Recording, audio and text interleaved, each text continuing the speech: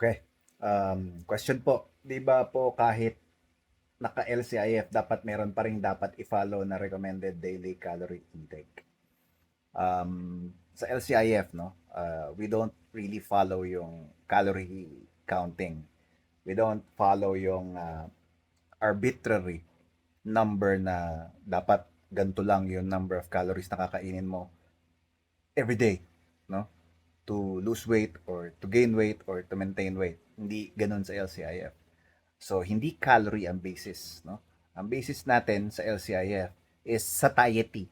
So, kapag feeling satiated ka na, no, sa kinakain mo, which is primarily meat, egg, seafood, then that is the time you stop eating. Regardless of calories, whether calorie deficit ka or whether calorie surplus ka.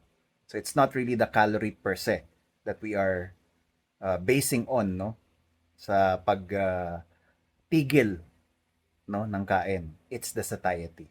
Satiety. Particularly, no, pag natitrigger na yung ating satiety hormone, which is yung leptin. Okay?